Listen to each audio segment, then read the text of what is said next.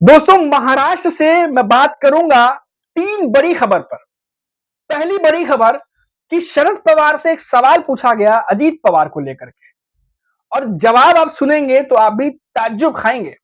अजीत पवार को लेकर एक सवाल पूछा गया, वो सवाल क्या था वो भी बताऊंगा, लेकिन जवाब जो शरद पवार का था वो था हम साथ साथ हैं। आखिर ये जो जवाब था इससे क्या मायने हैं वो भी हम आपको बताएंगे। दूसरी बड़ी खबर, फिर से क्यों सुगबुगाहट ये तेज हो गई है कि महायुति के 2 बड़े दल यानी एकनाथ शिंदे की शिवसेना और बीजेपी ये चाहते हैं कि अजीत पवार को इस महायुति गठबंधन से अलग किया जाए। ये फिर से इस बात को लेकर के राजनीतिक गलियारों में सुगबुगाहट क्यों तेज है।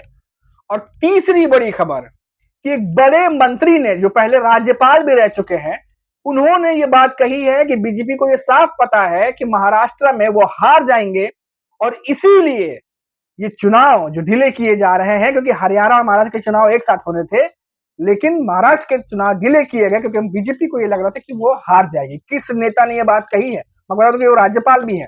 चलिए अपने वीडियो की शुरुआत करते हैं और चर्चा करते हैं इन तीनों बड़ी खबरों पे। नमस्कार दोस्तों, मेरा नाम है मनीष कुमार सिंह और आप देख रहे हैं 4 PM महाराष्ट्र। दोस्तों, शुरुआत करते हैं महाराष्ट्र के राजनीति के चाणक्य कहे जाने वाले शरद पवार से। शरद पवार से पूछा गया कि क्या वो और अजीत पवार अभी भी साथ साथ हैं, और साथ ही साथ हालांकि ये सवाल कुछ और तरीके से पूछा गया था, लेकिन उसका मतलब यही था, उसका कॉन्टेक्स्ट जो था, जो संदर्भ था वो यही था। अजीत पवार को लेकर के जब शरद पवार से पूछा गया तो उन्होंने कहा कि वो हमारे परिवार के लोग हैं और हमारा परिवार अभी एकजुट है, एक साथ है, लेकिन राजनीतिक तौर पर वो दूसरी पार्टी के नेता है और दूसरे पार्टी के प्रमुख है वो, और उस पर वो कुछ भी नहीं कहना चाहते। आपको बता दें कि कुछ दिनों पहले अजीत पवार ने परिवार में राजनीति घुसाने के लिए माफी मांगी थी और उन्होंने साफ कहा था कि समाज ही जानता है और समाज कभी माफ नहीं करता जब परिवार में कोई राजनीति घुसाता है, और इसलिए उन्होंने माफी भी मांगी थी। तमाम कई सारी बातें उन्होंने कही थी। इस चीज को लेकर के भी उनसे सवाल पूछा गया, सुनेत्रा पवार को लेकर पूछा गया तो उन्होंने कहा कि हम परिवार के रूप में एकजुट हैं, लेकिन किसी भी फैसले को लेकर बयानबाजी करना सही नहीं रहेगा। उनकी दूसरी पार्टी है, वो उनका अपना फैसला, उस पर टिप्पणी करना सही नहीं होगा। अब देखिए, राजनीतिक पार्टियां टीका टिप्पणी चलती रहती हैं, बयानबाजी चलती रहती है, लेकिन शरद पवार जिस तरीके से नपे तुले अंदाज में जवाब देते नजर आए, इतना साफ है कि शरद पवार की तर्कश में अभी भी कई तीर हैं जो चलाने वाले हैं और अपनी बातों से वो जाहिर नहीं करना चाहते कि वो तर्कश के तीर कहां घाव करेंगे, कहां किसको नुकसान पहुंचाएंगे। और जब भी वो मीडिया से बात करते हैं, हमेशा नपे तुले अंदाज में इन दिनों बात करते दिखाई दे रहे हैं। अब देखिए, अजीत पवार को लेकर बहुत ज्यादा कुछ नहीं कहा उन्होंने। परिवार पर पूछा गया तो परिवार को लेकर उन्होंने कहा कि हम सब एक परिवार हैं, एकजुट हैं, लेकिन राजनीतिक तौर पर उन्होंने बता दिया कि हम अलग अलग पार्टियों के नेता हैं। अब यही अजीत पवार को लेकर के वापस से सरगर्मियां, सुगबुगाहट तेज हो गई है कि क्या महायुति के 2 बड़े दल यानी एकनाथ शिंदे की शिवसेना और बीजेपी ये चाहती है कि अजीत पवार जो है वो अलग हो जाए महायुति से। राजनीतिक गलियारों में ये चर्चा है कि अगर अजीत पवार महायुति से अलग होते हैं तो उनके हिस्से की ज्यादा जो सीटें हैं वो आपस में ये दोनों दल बांटे और उन सीटों पर ये लड़े। और ये लगता है कि अगर वो सीटें ये आपस में बांट लेते हैं और चुनाव लड़ते हैं तो ज्यादा फायदा पहुंचेगा एकनाथ शिंदे की शिवसेना और बीजेपी को। और इसी चीज को लेकर के इन दिनों सुगबुगाहट तेज है, गॉसिप्स जिसको हम कहते हैं वो ज्यादा चल रही है इन दिनों। और संजय राउत कुछ दिनों पहले उन्होंने कहा था कि अजीत पवार को चाहते ही है महायुति के नेता कि इनको कैसे बाहर किया जाए, और कई सारे बातें उन्होंने हालांकि कही थी। बीजेपी की पुरानी आदत है कि लोगों को पहले लो, इस्तेमाल करो, उनका जो मतलब है वो निकालो, उसके बाद उनको बाहर कर दो। ऐसी बातें संजय राउत पहले भी कहते रहे और उन्होंने फिर से निशाना साधा इस बात को लेकर के। लेकिन यहाँ अहम बात यह है कि ये सिर्फ अभी नहीं कि पिछले 1 महीने से लगातार हर 6 दिन, 7 दिन या 8 दिन के गैप पे ये खबर निकलती है कि महायुति के तमाम नेता, एकनाथ शिंदे के जो शिवसेना के नेता हैं या बीजेपी के नेता हैं, प्रमुख नेता इसका बयान नहीं देते, लेकिन जो सीनियर नेता हैं उनके बयानों में तलखियां साफ दिखाई देती हैं जो बयानबाजी पहले की गई है।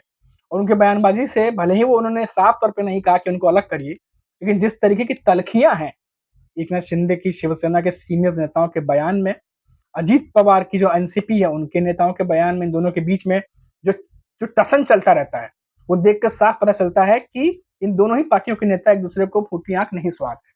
और बीजेपी के जो नेता हैं बीच में, उनमें भी कई बार देखा गया था बीच बीच में अजीत पवार को लेकर के उनमें काफी जो है वो गुस्सा था, कई जगह काले झंडे भी दिखाए गए जब जन सम्मान यात्रा चल रही थी अजीत पवार की। और अजीत पवार किसी भी सीनियर नेता का जवाब नहीं दे रहे इन दिनों। आप देखिए, जब भी उनसे सवाल होता है इन चीजों को लेके, वो साफ कहते हैं कि जो प्रमुख नेता है एकनाथ शिंदे और देवेंद्र फडणवीस, मैं उनसे बात करूंगा। उसके अलावा वो किसी भी नेता पर टिप्पणी करने से साफ बचते हैं।